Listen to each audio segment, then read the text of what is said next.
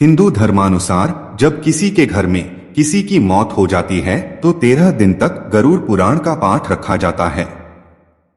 शास्त्रों के अनुसार कोई आत्मा तत्काल ही दूसरा जन्म धारण कर लेती है। किसी को 3 दिन लगते हैं, किसी को 10 से 13 दिन लगते हैं और किसी को 1.25 माह लगते हैं। लेकिन जिसकी स्मृति पक्की, मोह गहरा या अकाल मृत्यु मरा है तो उसे दूसरा जन्म लेने के लिए कम से कम 1 वर्ष लगता है। तीसरे वर्ष उसका अंतिम तर्पण किया जाता है।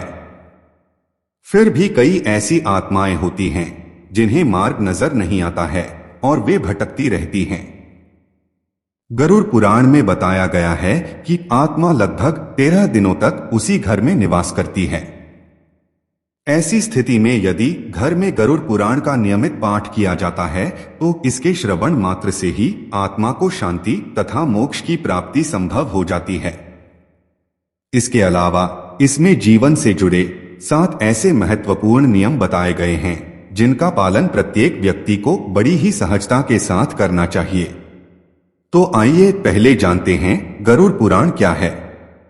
एक बार गरुड़ ने भगवान विष्णु से प्राणियों की मृत्यु, यमलोक यात्रा, नरक्योनियों तथा सद्गति के बारे में अनेक गूढ़ और रहस्ययुक्त प्रश्न पूछे। उन्हीं प्रश्नों का भगवान विष्णु ने सविस्तार उत्तर दिया। यह प्रश्न और उत्तर की श्रृंखला ही गरुड़ पुराण है। गरुड़ पुराण में स्वर्ग, नरक, पाप, पुण्य के अलावा भी बहुत कुछ है। उसमें ज्ञान, विज्ञान, नीति, नियम और धर्म की बातें हैं। गरुड़ पुराण में एक ओर जहां मौत का रहस्य है तो दूसरी ओर जीवन का रहस्य भी छिपा हुआ है। गरुड़ पुराण से हमें कई तरह की शिक्षाएं मिलती है। गरुड़ पुराण में मृत्यु के पहले और बाद की स्थिति के बारे में बताया गया है। यह पुराण भगवान विष्णु की भक्ति और उनके ज्ञान पर आधारित है। प्रत्येक व्यक्ति को यह पुराण पढ़ना चाहिए।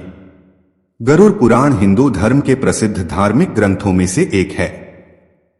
18 पुराणों में से इसे एक माना जाता है। गरुड़ पुराण में हमारे जीवन को लेकर कई गूढ़ बातें बताई गई है जिनके बारे में व्यक्ति को जरूर जानना चाहिए। आखिर क्यों सुनाते हैं इसे मृत्यु के बाद? एक गरुड़ पुराण में मृत्यु के पहले और बाद की स्थिति के बारे में बताया गया है। इसीलिए यह पुराण मृतक को सुनाया जाता है। 2-13 दिनों तक मृतक अपनों के बीच ही रहता है। इस दौरान गरुड़ पुराण का पाठ रखने से वह स्वर्ग, नरक, गति, सद्गति, अधोगति, दुर्गति आदि तरह की गतियों के बारे में जान लेता है। 3 आगे की यात्रा में उसे किन किन बातों का सामना करना पड़ेगा, कौन से लोक में उसका गमन हो सकता है, यह सभी वह गरुड़ पुराण सुनकर जान लेता है।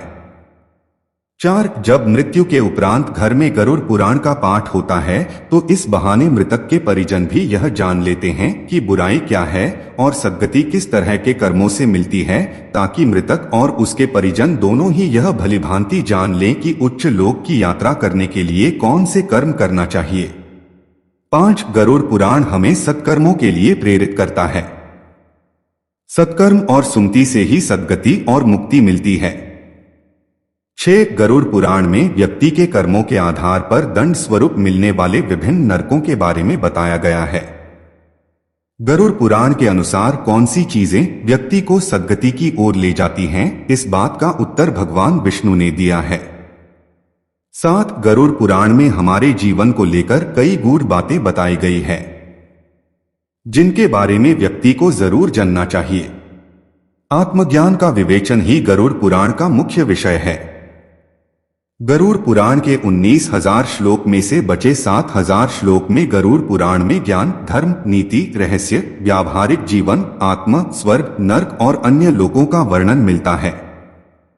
8 इसमें भक्ति, ज्ञान, वैराग्य, सदाचार, निष्काम कर्म की महिमा के साथ यज्ञ, दान, तप, तीर्थ आदि शुभ कर्मों में सर्वसाधारण को प्रवृत्त करने के लिए अनेक लौकिक और पारलौकिक फलों का वर्णन किया गया है। यह सभी बातें मृतक और उसके परिजन जानकर अपने जीवन को सुंदर बना सकते हैं।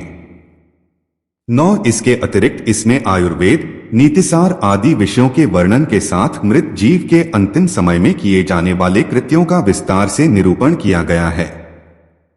10 कहते हैं कि गरुड़ पुराण का पाठ सुनने से ही मृतक आत्मा को शांति प्राप्त होती है और उसे मुक्ति का मार्ग पता चल जाता है।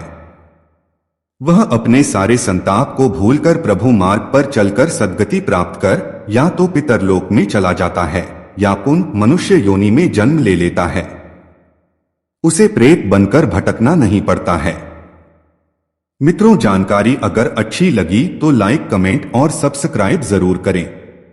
राधे राधे।